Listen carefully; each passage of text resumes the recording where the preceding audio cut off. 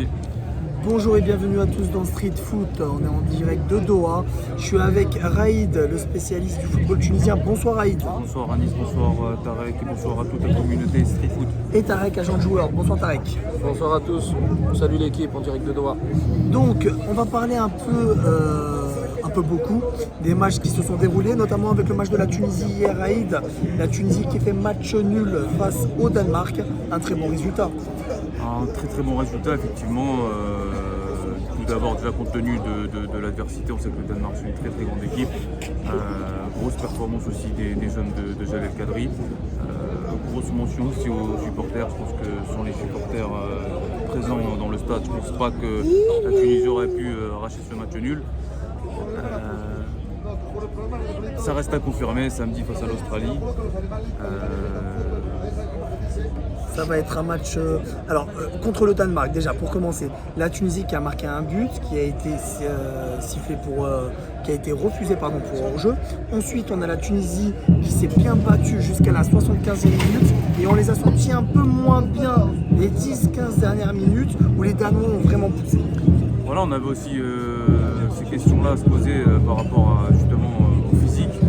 Qu'est-ce qu'allaient nous proposer justement les jeunes de Jalel Kadri quand on sait que voilà, les Danois sont très connus justement pour leur impact physique, leur volume. On l'a vu justement face à la France durant la Ligue des Nations avec une victoire en aller-retour. Je pense qu'aujourd'hui on peut être rassuré de cette équipe tunisienne qui physiquement est au niveau. Maintenant, c'est des matchs tous les 4 jours. Les Tunisiens ne sont pas habitués à jouer tous les 4 jours à cette forte intensité. Je pense que malheureusement ça pourra peut-être faire la différence tout au long de la compétition. Tous les 4 jours, voilà, c'est pas rien. On joue samedi face à l'Australie à 13h. Le climat sera différent que ce qu'on a joué hier. Même si on a dit on a joué à 16h, ça sera à 13h. Ça sera très chaud. Ça sera un gros match. Et puis contre l'Australie, il faudra gagner pour essayer de se qualifier en tout cas. L'Australie qui est prenable, l'Australie qui a perdu 4 buts à 1, Tarek, face à l'équipe de France. Oui, sans surprise, l'équipe de France qui est favorite, une des équipes favorites de cette compétition.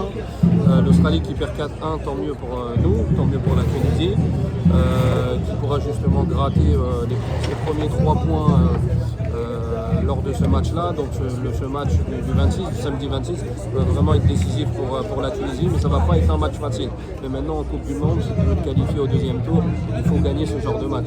Alors excusez-nous pour le bruit, il y a beaucoup de supporters, notamment des supporters marocains et tunisiens qui sont venus très nombreux de partout dans le monde. Et donc la Tunisie qui a joué avec un 11, 3 défenseurs centraux, Raïd. La Tunisie qui pourra se permettre de faire tourner pour le deuxième match face à l'Australie, ça peut être une option quand on sait que Kazri n'a pas joué le premier match. Ça peut être une option et surtout un choix risque aussi de Jalel Kadri. Après, est-ce qu'il va vraiment faire des changements? On le saura très rapidement. Le choix de 3 défenseurs, je pense que ça a été une très bonne idée de Kadri. Quand on sait qu'aujourd'hui la Tunisie ne présente pas des joueurs qui sont sur les côtés capables de faire la différence. Msakni, voilà, sur son côté, on sait que voilà, il a 32 ans aujourd'hui, il n'est plus capable d'avoir son coup de rein d'antan. Sur le côté droit, on n'a pas forcément de joueurs qui sont performants sur ce côté-là. Je pense que Kadri joue avec ses forces. Cette défense à fond, on l'a vu hier, elle a été impériale. Talbi, voilà, il confirme ses performances en Ligue 1 avec Lorient. Malière qui revient d'une très longue blessure, qui est revenu récemment avec l'Espérance, qui a fait son match. Ça fait plaisir de le revoir justement. Voilà, j'étais pas forcément pour qu'il soit présent, parce que bon, au bout de 10 mois d'absence, ça reste quand même énorme. Mais il a tenu quand même pour un premier choc. Il a tenu. Dylan Brown qui était très décrié avant cette compétition avec cette polémique de Kazri et Skiri qui ont voulu absolument voir Brown dans le groupe. Bon, ça c'était voilà. C'est des bruits de couloir. C'est des bruits de couloir, mais en tout cas, défensivement, ça a été du solide. Mis à part peut-être sur le côté droit avec Draguer qui, c'est vrai que depuis le match du Brésil, n'est pas hyper satisfaisant, hyper performant. Donc la Tunisie avec un point fait une très bonne opération face à une équipe danoise qui est 10e mondiale, une équipe danoise qui a battu la France en aller-retour lors de la Ligue des Nations. On a dit que la Tunisie était dans l'obligation de gagner contre l'Australie. Attention de l'autre côté parce que le Danemark sera également dans l'obligation de battre la France si elle veut espérer aller plus loin ou au moins un match nul. Tu vois comment cette rencontre entre la Tunisie et l'Australie. Est-ce que tu penses que le Danemark peut battre la France, Tarek? La Tunisie, l'Australie, comme je le disais précédemment, il faut absolument prendre au moins un point contre cette équipe pour pouvoir espérer quelque chose. L'objectif, c'est de prendre au moins 3 points, parce que je pense qu'à 4 points, on pourra se qualifier. De l'autre côté, la France souhaite confirmer malgré toutes ses absences, comme je le disais. Voilà, les Benzema, l'équipe MB. Et c'est là où on voit la richesse de l'équipe de France. Quand il y a un équipe MB qui n'est pas là, on le remplace par Konaté, qui est notre titulaire au Bayern Munich. Donc voilà, la France qui va confirmer, mais n'oublions pas que le Danemark, c'est quand même la bête noire des Bleus ces derniers temps. Exactement. On va parler du Maroc. Qui aujourd'hui a joué contre la Croatie, les vice-champions du monde, et le Maroc qui fait match nul, Tarek. Le Maroc qui fait match nul, encore une surprise. Bon, après le Maroc, ils ont quand même un effectif taillé pour ce genre de match. Ça fait plaisir. Donc un peu comme à l'image du groupe de la Tunisie, c'est un groupe qui se ressemble, qui est assez homogène. Et le Maroc va jouer sa qualification lors du prochain match où elle doit confirmer comme la Tunisie. Et donc les pays arabes, on le voit bien, que ce soit l'Arabie Saoudite, la Tunisie ou le Maroc, ont vraiment leur carte à jouer lors de cette Coupe du Monde. Bien sûr, le Maroc avait un public conquis aussi à sa guise, qui a joué devant un stade plein, Raïd. Le Maroc a joué avec Ziyech, qui n'a plus été titulaire avec le Maroc depuis 2019. Comment as-tu vu cette rencontre? Et surtout un grand gardien du côté marocain qui a réussi à garder le match nul. Ouais, il a quand même été là sur les derniers matchs amicaux avec le Maroc. Offensivement, ça a été très moyen du côté du Maroc. Je pense qu'aujourd'hui, Walid Regragui voulait surtout ne pas perdre ce match. Je pense qu'il a justement, il a appris malheureusement, je dirais, de la défaite du Sénégal il y a 3 jours. Voilà, quand on ne peut pas gagner un match, il ne faut pas le perdre. Je pense qu'aujourd'hui c'est un très bon point pour le Maroc. On n'a pas été, on n'a pas vu une animation offensive plutôt développée du côté du Maroc. Cependant, je pense qu'aujourd'hui on est rassuré du côté défensif avec un Aguer, Saïs qui sont toujours performants avec le Maroc depuis maintenant un certain temps. Le prochain match face à la Belgique, ça sera Toulouse, c'est pareil. La Belgique qui a fait match nul avec. La Belgique qui a battu le Canada, 1-0. Et Jonathan David a raté un penalty pour le Canada. Cette équipe du Canada qui monte en puissance, Tarek. Complètement. Un championnat qui essaye de se développer petit à petit depuis 3-4 ans. Une équipe aussi nationale qui essaye de tendre vers le très haut niveau. Et aujourd'hui, encore une surprise, perdre 15-0 contre la Belgique, c'est quand même quelque chose, sachant qu'ils avaient battu. Ils s'étaient fait battre, je crois, en amical, si je ne me trompe pas, contre le Maroc. Oui. Donc ce sera une équipe à prendre au sérieux. Ouais. Exactement. Donc, et cette panoplie de joueurs, ces individualités du côté marocain, que ce soit Ziyech qui n'a pas joué depuis 2019 les matchs officiels avec le Maroc, en tout cas en compétition, qui est revenu aujourd'hui. L'absence certes de Harit, on a El Zalzouli, on a des joueurs qui peuvent vraiment, Mazraoui, Hakimi. Tu vois cette équipe marocaine faire quelque chose, Raïd? Voilà, le Maroc, ça a toujours été, c'est ce qui peut-être paradoxalement pose problème, beaucoup d'individualité. Aujourd'hui, je pense que Regragui, c'est l'homme fort justement pour ramener de nouveau ce collectif au sein de la sélection. Aujourd'hui, on l'a vu, Zalzouli, il a été très moyen, il s'est beaucoup mêlé les pinceaux. Aujourd'hui, offensivement, ce n'était pas le top du côté marocain. On a vu un Nesri qui était un petit peu, plutôt discret. On aurait préféré voir Amdallah titulaire qui est rentré, qui lui a fait une bonne rentrée, je trouve. Aujourd'hui, le Maroc se retrouve avec un point. C'est un petit peu similaire avec la Tunisie. Il faudra gagner la Belgique, je pense, pour se qualifier dès le deuxième match. Ou au moins faire un match nul contre la Belgique. Et surtout marquer. Parce que ça va être ça la différence. Je ne m'inquiète pas forcément pour le Maroc. Je pense qu'aujourd'hui, ils ont les armes offensives pour pouvoir mettre des buts.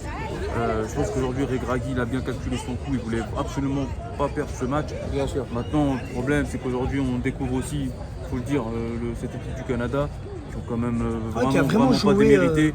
Donc là, je me dis que ce soir, le Maroc, pour aller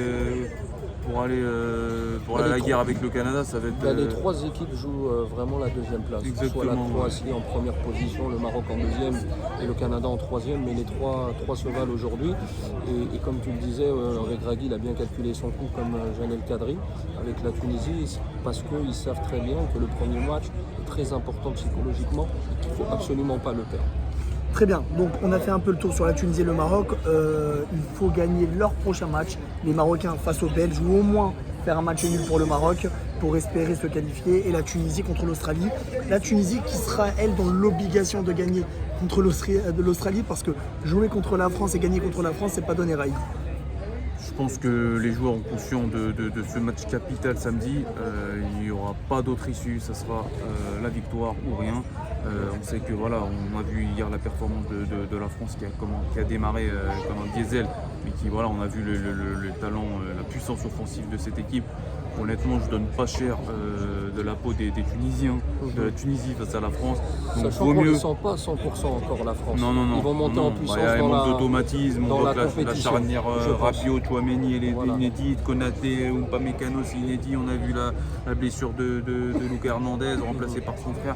C'est une équipe qui va monter en puissance. Ça, c'est qui sûr, va monter je pense en qu'elle va monter en puissance. puissance. Mais la Tunisie peut profiter de cet avantage-là. C'est pour ça que le match d'Australie est Exactement. vraiment... Je pense Parce surtout- qu'en troisième match, justement, l'équipe de France va faire tourner. Et la Tunisie, ce sera aussi l'occasion peut-être de faire tourner aussi Bien sûr. également son effectif pour se reposer et éventuellement dans une éventuelle qualification, là, d'avoir les joueurs à 100%. Alors, juste une petite chose, lors de ce mondial, on a vu deux grosses surprises. L'Arabie Saoudite battre les Argentins, le Japon aujourd'hui battre l'Allemagne 2-1. C'est une Coupe du Monde où aujourd'hui il faut vraiment jouer décomplexé. Ben, c'est à l'image du monde. On voit que le monde est en train de changer politiquement et on le voit aussi à travers le football. C'est que les petites équipes sont plus complexées, comme pour reprendre les mots de Raïd, sont plus complexées et vont au charbon. Et on le voit avec l'Arabie Saoudite, avec tous les moyens, tout l'engouement et tout le professionnalisme qu'ils essayent de faire. La venue d'Hervé Renard qui a une grande expérience, ben, aujourd'hui ça a été récompensé ce travail-là par une victoire contre l'Argentine, une victoire historique. Exactement. On va revenir très rapidement sur le Sénégal qui joue, on va dire, sa dernière chance vendredi face au Qatar, pays hôte. Donc là, c'est. On aura quand même ça déjà passe ou ça casse, le Cameroun et le Ghana qui. Cameroun et Ghana qui commence aujourd'hui. aujourd'hui. Qui commence aujourd'hui, le Cameroun et Ghana. On fera un live Ouais, demain pour vous en Attention, parler. les Suisses, une équipe très vicieuse. Bien sûr. Ouais, et puis, et le Ghana-Portugal qui va être très intéressant le papier. Ben, le Ghana, faut qu'il confirme parce que le Ghana, c'est une équipe qui a tendance à faire un parcours sinusoïdal, c'est-à-dire il y a des montées, des descentes. Mais là, ils se sont qualifiés à la Coupe du Monde au profit du Nigeria, donc c'est à elle de confirmer son niveau. Très bien. Et pour, donc on disait, le Cameroun et le Ghana qui rentrent en liste demain. Le Sénégal, pour revenir très rapidement au Sénégal, parce qu'ils ont joué leur premier match, on les a vus, face aux Pays-Bas. Ils ont flanché dans les dernières minutes. Et là, face au Qatar, ça passe ou ça casse. Je pense que voilà, le Sénégal nous a malheureusement donné, on va dire, un petit peu de la voix, on va dire, à la Tunisie au Maroc, quand on sait que voilà, l'importance de ne pas perdre le premier match. On a vu le Sénégal quand même qui ne déméritait pas, qui aurait pu s'imposer, qui était même un léger au-dessus, plutôt supérieur aux Pays-Bas, malheureusement qui se font piéger par une passe laser de Young. Maintenant voilà, le Sénégal malheureusement ils ont un calendrier aussi défavorable parce qu'ils rencontrent le Qatar qui s'est fait humilier à la maison durant le match d'ouverture.